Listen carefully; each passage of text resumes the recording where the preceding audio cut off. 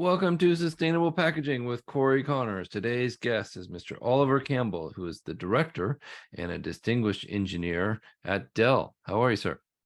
I'm great, Corey. Glad to be here and share this discussion with your audience. I'm excited to interview you. I've been a big fan of Dell. I have a Dell laptop, and what you have been doing for many years in sustainability in your packaging and in more. But I'm excited to learn about you first, and then we'll get into what your company's doing. Can you tell us a little bit about your background and where you came from? Sure can. But first, I just want to say thank you for buying Dell. Yeah. That means a lot to us. Of course. We appreciate our customers. When you ask about background, it really starts, what's a formative experience and what helped lead you to where you are today? And I would say for me, that was really growing up in the Finger Lakes region of upstate New York. I grew up in a very rural area, and my father was actually an engineering professor at Cornell University, which was a big influence. And my father also believed, he grew up on a farm. We're like probably seventh generation farmers, but we had a blueberry farm. I grew up working on local dairy farms in the area as well. And I mentioned that because it really connected me, I think, to the natural world. When we talk sustainability, I do have a very deep connection there. Although as a teenager growing up in New York, I have to say, I did not appreciate it at the time, as most teenagers Different focus, right? Different focus. And I attended Cornell University. I have a bachelor's, master's degree in engineering, primarily studied agricultural and biological engineering, as well as mechanical engineering with an area in composite materials as well, which would later, I think as we get into the interview, come into play. And so these things, I think, remained latent, certainly in packaging and sustainability for a long time, but they were always there. Much of my background, certainly at Cornell, was mathematical based. And I mention that because it really taught me the ability, how do you take abstract concepts and ideas, which is really mathematics. And I am not a mathematician by any stretch, but how do you take those ideas and turn them into applications, real solutions? That's the business I'm in. And that foundation was laid in that educational experience. And as far as a work background, my first job out of college was with Ford Motor Company in Detroit as an engine development, working on those problems. And my girlfriend at the time, who I met in grad school at Cornell, she was from Austin. She was in Austin. And it was this like Austin, Detroit. I'm like 24 years old and great food, better weather. I like Detroit, still have a lot of friends there. Tremendous experience. But I came to Austin, various roles in high-tech companies, aerospace, worked on countermeasures for aircraft, missiles, spent some time working actually with the governor's office. This came back into automotive emission testing and some of that engine development work, both for Ann Richards and George Bush, who was later president, which I think proved I can work with almost anybody, having worked both sides of the aisles, basically on vehicle emission testing, which was sustainability. And I really got some great experience around legislative making, what goes into that, working with US EPA and others, which that background and exposure, I think, really helped us later on with some of the innovations we had with Dell. Did some work in semiconductor, then found my way to Dell. I've been here now almost 25 years, a long time. I've had 3 separate roles here. I started out in what we called operational strategy, which was we were developing simulation models and business cases on where to put factories, merge centers, how to invest in increasing the throughput in factories, this type of thing. And in that experience, I'm so happy I had it. I don't know if it could have really occurred anywhere other than Dell, but Mhm. it really laid this foundation for an end-to-end supply chain. And packaging, if you really think about it, is a reflection, a physical reflection of what the supply chain looks like.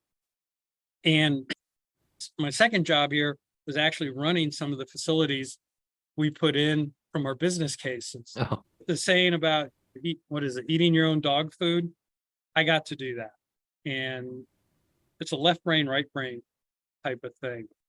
Phenomenal experience. And I was then later asked to lead the packaging engineering team. And I turned it down the first time it was offered to me. Is like, why would I do that? And we're in a tech company. And I was offered the job again a year later. And I rethought it. And sustainability was really starting to become a thing. This Hmm. was probably around 2008. And that had appealed to me given my background. The experience we had in doing business cases on basically supply chain, and also the factory work I did really got me thinking that said, hey, if we influence the size of the box, I can influence what the supply chain looks like. And that really held a deep fascination for me. So these two things really resonated with me. And I went into packaging. I had I don't know if you, I know this is a packaging program. Mm. I had zero packaging experience, but I had a really good engineering background. Right. And I leaned into that. And I think it was an advantage for me being an outsider in the industry. It gave me the freedom really to ask a lot of questions. It's like, why is corrugate made from trees? Right? Yeah. That's a really good question. And we answered that question a little later on, but that's a bit about my background Hmm. in how I got to where I was. I'm not sure I would have had it any other way, honestly. That's excellent. And you're exactly right. We need to work with the government. We need to Mhm. figure out how these different extended producer responsibility laws That's right. will work with companies, and rather than be a negative force. It can be such a positive thing to indicate the right kinds of materials that will work for a more sustainable future. Mhm. But let's talk about Dell. Dell has been an incredible innovator. I Mhm. remember hearing one of your coworkers speak at Waste Expo like Yeah. 4 years ago. Mhm. I don't remember his name. He was on a panel and he talked about some of the things that Dell was doing Mhm. at the time. Incredibly impressive. Can you tell us some of the programs that you've been really excited about there at Dell that have been neat innovations? I think our programs and a lot of credit really goes to Michael Dell. His name's on the side of every box. He's very interested in sustainability. And when I first came into this role, there was a lot on social media. Why are we shipping tiny things like a memory stick and a big giant box, Right. right? Things like that. And we started a program called the 3Cs, and it stood for cube, content, and curve. And it was really packaging's version of reduce, reuse, recycle. And so cube, let's make the box smaller. Uh, Content, let's use more recycled content. And the third one, I think, was really the interesting thing, being uh, the direct relationship Dell has with its customers was powerful. And so we actually went and spoke with individual consumers, large corporate buyers, education, etc. And we got a very interesting theme on this that really cut across to all of them. And people said, hey, they didn't want to feel guilty when they had to dispose of their packaging. Right. They want to be able to put it in a recycle bin. And this was really a fascinating, what I would say, discovery or revelation to us, because it really set the way for where we thought the trend on packaging would go. We wanted to be at the front of that and then that type of leadership position. And so we started this 3Cs program. Michael Dell, it was a really short pitch, literally maybe 5 minutes. He just said, go. And we Yeah. haven't looked back since. And when we launched it, it was one of the classic, okay, what do we do now? Right. Type of thing. And as we were thinking about materials, because we were really trying to replace single-use plastics. We used a lot of EPE, styrofoam, materials like that. And the question came up, what's the world's fastest growing plant? And the answer in land-based, I hope people is bamboo. We know seaweed grows very fast. That's in the ocean. That's a separate Right. category. And so we thought, man, we can like steal an idea from agriculture. And this goes back to background. And others had tried fiber-based packaging, protective packaging, particularly the cushions. This is really what we're focused on, is the cushioning. In the past, and it failed. And bamboo really was a very good choice for us because the tensile strength, the long fiber length primarily compensated our lack of knowledge in all these other areas. And we got it to work, and it worked quite well. We got it in at cost parity at the time. And that really is what unlocked what you see now is that fiber revolution in packaging, particularly high value packaging. And so you get these, it's like egg cartons on steroids, really, right? Right. Is maybe a good way to think about it. Yeah. Because it's amazing where we started at, the protective packaging that we had, the thickness of the cushions, and how we've elevated that over time. I'd say that's number one on our hit parade, if you will, because that's really what unlocked fiber. And it allowed us, as we started to understand the mechanical properties, the processing properties, wet, dry press, etc., became very, very important.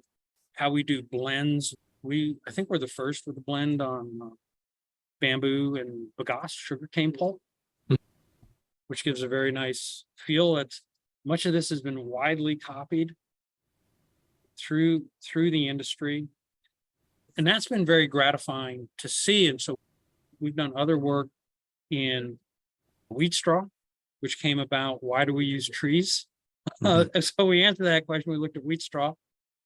Mushroom packaging was a thing for us for a while. This is a good example for us is we were not able to really scale that and get the commercial performance. We get lab-based performance, not commercial. Interesting. So it worked in the lab, didn't in the field, huh? It worked in the lab, but we couldn't get the production to where we needed it. Very difficult to scale. Yeah. That was hard. That was hard for us. Maybe someday that gets figured out and we can return to it. Sure. There's a lot of innovations in mycelium mushroom packaging and different kinds of growing of packaging. It's just fascinating. The whole concept is incredible. Yeah. And my wife and I grew shiitake mushrooms. We were actually in the city of Austin, a commercial farm. We had 250 logs in our backyard. Oh. And so when this came up, I had that background. Oh, it was like, that makes sense. Because I knew about the mycelium and some of its properties. But those things really led into other areas, notably around our ocean-bound plastics. Yeah, I wanted to ask you about Next Wave. Let's talk about what Next Wave ocean-bound plastics is. Next Wave is a consortium of like-minded companies dedicated to keeping plastic out of the ocean and in the circular economy. It came about back in, I think we started in 2015 on this. Adrian Grenier, the actor who was our social good advocate at the time. And you're going, what's a social good advocate? Right? It is. And I mean, Dell's a tech company. We tend to be we're probably more on the nerd scale, of Sure. things, right? And so how do we explain some of our technologies to everyday people? And this is what a social good advocate role was. And we got interested in looking at this issue of ocean-bound plastic. Adrian was a big advocate for it. We did a lot of work. We did modeling. Where are the best places to find it? Right? It's almost like a mining problem, Hmm. if you will. We consulted some of the world's leading experts, such as Jenna Jambeck, and she is the one who really persuaded us around a strategy of interception rather than remediation. The famous example of, if your bathtub's overflowing, first thing to do is turn off the tap rather than to start Right. bailing, right? That's been a common phrase with plastic lately. Yeah. Turn off Yeah, the tap. Yeah. turn off the tap. Obviously, I think there's a big role for remediation of the world's oceans. I'm not sure that's something, the scale of that is so big. Companies are not really, I think, suited for that. Our needs, when we look at it, is how do we get things like continuity of supply, Yeah. right? When you're trying to get it out of the ocean, that becomes a very iffy thing. Continuity of supply is a big one. Price is important. Are you sourcing material locally? So we try to source within region rather than shipping material around the world. We didn't think Hmm. that made much sense from a carbon footprint perspective. And it also allows us to have, I think, when you look at the pickers who pick bottles, primarily bottles is what are being picked up. There's what, 20 million, I think, pickers. And we probably only utilize a very small fraction of that. But through our programs around human rights, you can have a positive impact on what I would characterize as very marginalized communities, Yeah. right? And I think this is a long journey. But that is something I find very empowering and very gratifying, is a side impact where packaging can have this positive impact on people's lives. So we're helping the environment. We're also helping people who really need it as well. Yeah. Great point. Yeah. So, It's positive for them too. mhm, And can provide a very valuable job. I heard Dave Ford speak at Waste Expo about that exact thing. mhm, These that's right. the people that are working in the global south that are collecting Mhm, waste are it's a good job for them, and they are that's right. able to support their family, which is wonderful. So That's there are right. some positives here that a lot of people don't There understand. are. And this is where organizations like Next Wave, I think, are really important, because as we looked at the scale of ocean-bound plastic, and I'm sure Mhm. your listeners and viewers have heard more plastic than fish by 2050, et cetera. Right. The scale of it is so big that one company can't really do it alone. And so this is where we came up with the idea of, let's create industry consortium. And we looked at some precedent that we had certainly in our own industry, where that has occurred. And so we got like-minded companies, some of which are even competitors. HP is a member, for example, leading member. Miller Knoll, Mhm. Human Scale, Trek Bicycles, Soul Guard. I mean, this is really, I think, Wow. big Yeah. companies, small companies, and that was really deliberate, because little companies or smaller companies can often move much faster Mhm. than bigger companies, right? But bigger companies have their own strengths. And so how do we get this diversity, right, of experience and company size, and take the best of all of it? And I think we've done that. When you look at the number of companies that or countries that we're in, I think it's like nearly 20 countries, different materials. And so we're building basically a global network about how to source ocean-bound plastic. It's member-led, right? And so members have a voice, which I think really helps move the packaging industry forward in this space in a very transparent, open, and scientific way. And we're also acknowledging human rights. Next Wave just recently partnered with the Circulate Initiative. So we're taking it up to another level, and it allows us to evolve. And so I'm quite excited about that partnership. And just some quick numbers for your viewers. Yeah. We have a goal by 2025 that we'll have 25,000 tons. So it's 25 by 25 is the tagline. And we just finished last year. I think we're at 20,000 tons. So we're 80% of the way to that goal. So I Converted think, 25,000 tons of ocean-bound plastic. Yep, that's the goal by 25, and Great. we're 20,000 right now. So we're 80% of the way. We got another 2 Congratulations. years to go. So I think we're on a really good trajectory. We're also trying to recruit new companies to the membership as well. So Right. That's very exciting. Yep. I'm interested how other companies can join. Can you tell us about that? Is there a website or an application they fill out? You can go to nextwaveplastics.org, or if somebody's interested, they can contact myself. Right.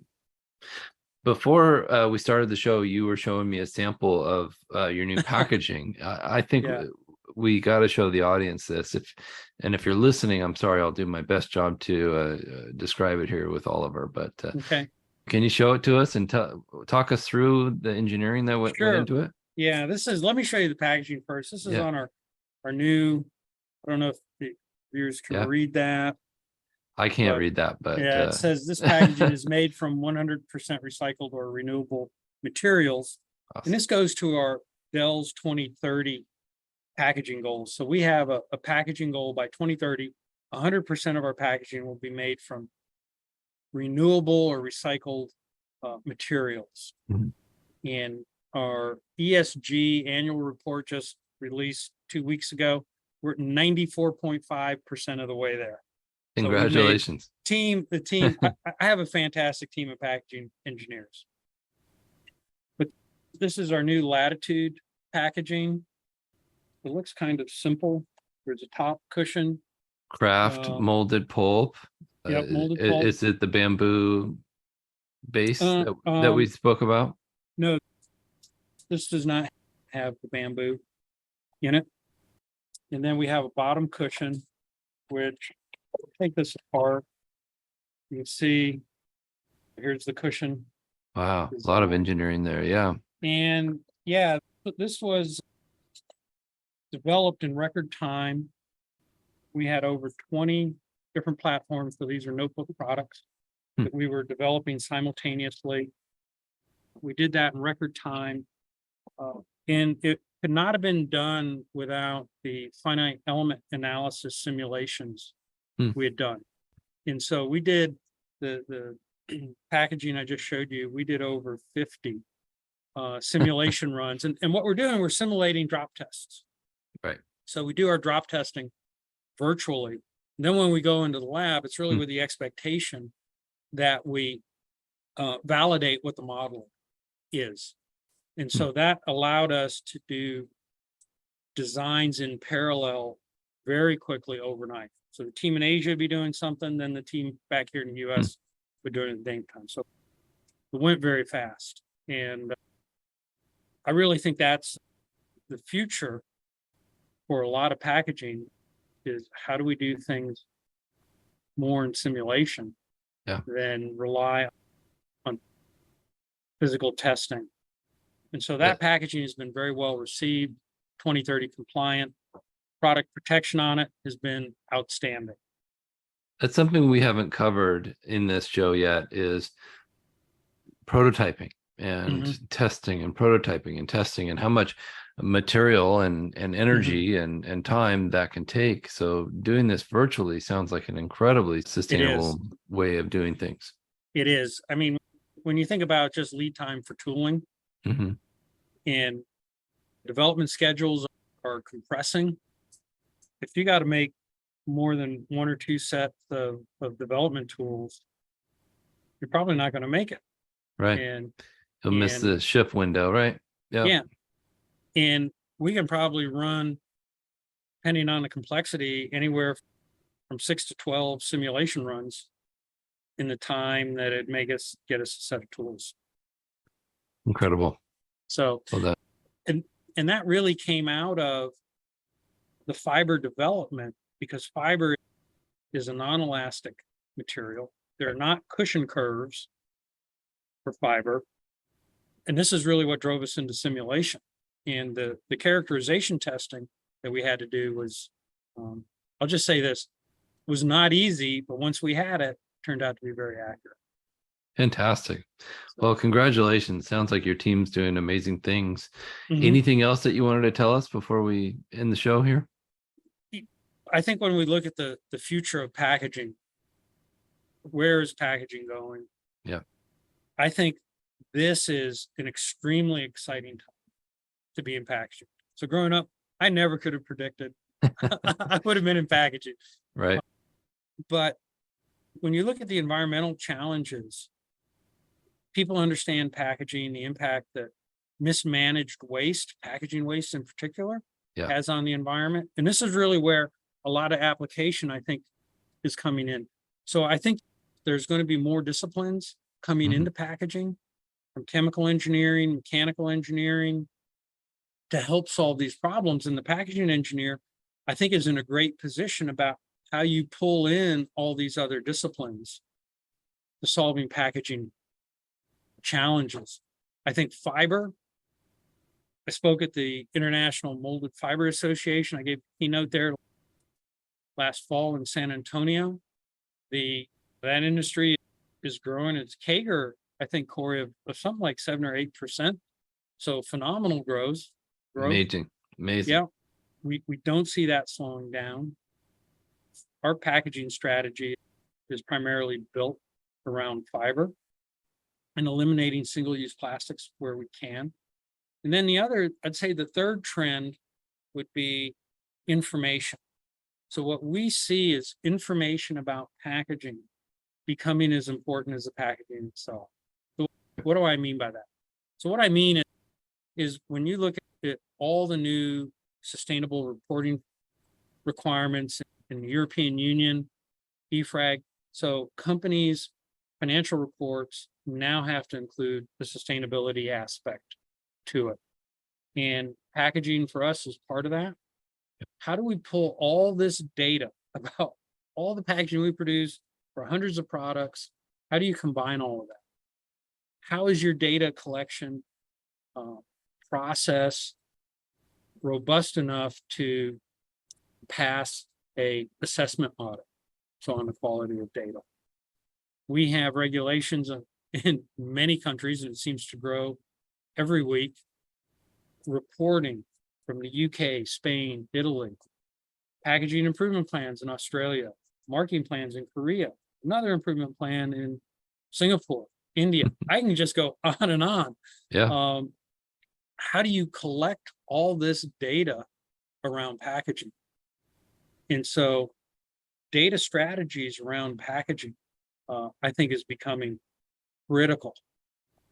We have customers who want to know that information as well. What's the composition of our packaging? Right. How do we pull that information quickly and reliably? I think this is a key area of the packaging engineering story and how you tell it. So Yeah. I think there's lots of good stuff. I'm very bullish on packaging. I think it's a great place to be. Me And too. any younger listeners out there, if you're contemplating a career or what to study in college, I'd certainly recommend that intersection around sustainability, packaging, and sciences. Yeah. Well said. I would like to thank our sponsor, SpecRite. They are exactly the kind of company that can help you identify your specifications, provide the analysis for reporting to scope 1, scope 2, scope 3 emissions. It's a fantastic company. And you're right. A lot of companies are struggling. How do we gather this data? What do we need to know? How do we measure that? So well said. Oliver, what's a good way for people to get in touch with you and the team over there? So the best way to get in touch with us is probably through the Dell website. www.dell.com. So we're easy to get a hold of, and I urge your viewers check us out and take a look at our packaging and our story. Thank you, sir. Great All right. interview. Really appreciate your wisdom. Thank you for all the hard work you're doing, and thank the people from your team for making great products. I've enjoyed this laptop for the last year. It's an incredible product. Thank you. I'll pass that on. Thank you, Corey. Bye-bye. Thank you, sir.